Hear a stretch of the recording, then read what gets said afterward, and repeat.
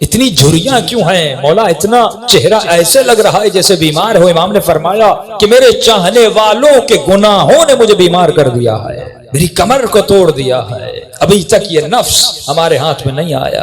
امام فرماتے تم اتنی محبت نہیں کرتے جتنی ہم کرتے ہیں۔ افریقہ کا ایک قافلہ، پنجاب کی فیملی، جب یہ صدام ملعون گیا تو امام کی زیارت کے لیے گئے۔ فرماتے ہیں چیکنگ پوسٹس بہت زیادہ تھی، قافلے کو بار بار روکا جاتا تھا، ان کی گاڑی کو چیکنگ ہوتی تھی۔ اس خاتون کا ایک 7 سال کا بیٹا تھا۔ پولیس والوں نے کہا آپ چیکنگ کروائیں، آپ کا بیٹا گاڑی میں سو رہا ہے، سوتا رہے۔ بیٹا سوتا رہا۔ یہ خاتون چیکنگ کروا کے واپس آئی، بیٹا سو رہا تھا۔ جا کر ان کی گاڑی نجف پہنچی۔ کہتے جب بیٹے کو اٹھانا چاہا تو بیٹا اٹھ نہیں رہا، فوری ہاسپٹل لے گئے، ہارٹ بیٹ چیک کی، یہ بچہ مر چکا۔ اس کی ماں بہت روئی، ایک ہی بیٹا۔ جنازہ ہوا، نماز ہوئی، اس کو جا کر وادی السلام میں دفن کر دیا۔ اب گھر والوں نے اس کی ماں کو کہا بھائی چلو مولا علی کی زیارت کو۔ کہا میں نہیں جاؤں گی، میرا بیٹا چھن گیا۔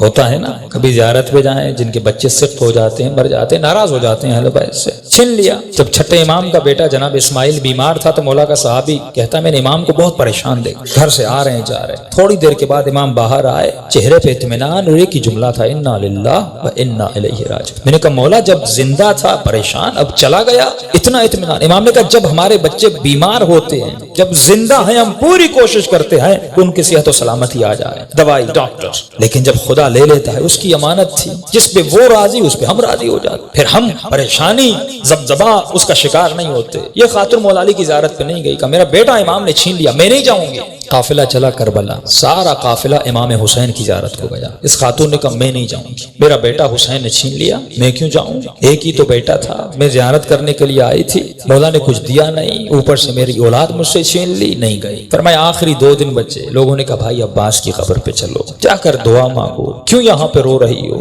رو رو کے کہتی ہے نہیں یہ باب الحوائج ہے، اگر میرے آقا ہے تو میرا بیٹا مجھے پلٹا دے۔ ایک ہی بیٹا تھا عباس نے، وہ میرا بیٹا چھن گیا، اگر ہیں باب الحوائج مجھے میرا بیٹا واپس کر۔ نہیں گئی۔ کہ آخری دن کچھ ہی گھنٹے بچے، ماں نے کہا بیٹی تھوڑی دیر کے لیے چلو، بے ادبی ہے، بے احترامی ہے، کربلا آئی ہو زیارت کے لیے، ایک بیٹا چھینا دوسرا دے دیں گے، انہی کی امانت تھی، انہوں نے لے لیا واپس۔ بیٹی کو زبردستی لے گئے۔ یہ کہتی ہے جیسے میں عباس کی قبر کے کنارے پہ گئی، رو رہی تھی، مولا کی قبر کو دیکھ رہی تھی، اور دل ہی دل میں یا باب الحوائج یا باب الحوائج۔ کہتی ایک مرتبہ میں نے دیکھا ایک 7 سال کا بچہ اماں اماں کر کے دوڑتا ہوا آ رہا۔ کہتی میں پریشان ہو گئی، کہیں شدت غم کی وجہ سے کہ یہ کیفیت تو طاری نہیں ہوگی اپنے بیٹے کو دیکھ رہی۔ کہ نہیں آ کے مجھے لپٹا، پھر میرے ساتھ جو خواتین تھی انہوں نے دیکھا، ہاتھوں کو چیک کیا، بالکل بیٹا سالم تھا، سب پریشان۔ بچہ رو رہا تھا۔ بچے سے پوچھنے کہ بھائی کہاں تھے، کہاں سے آ رہے؟ کہا میں گاڑی میں سو رہا تھا، جب آنکھ کھلی تو میں نے خود کو لوگوں کی بھیڑ میں پایا، میں رو رو کے اماں اماں کر کے رو رہا تھا۔ چھوٹا سا بچہ 7 سال کا معصوم بچہ۔ کہتے روتے روتے میں نے دور سے دیکھا ایک گھوڑے سوار ہے، اس کے ساتھ ایک جوان ہے،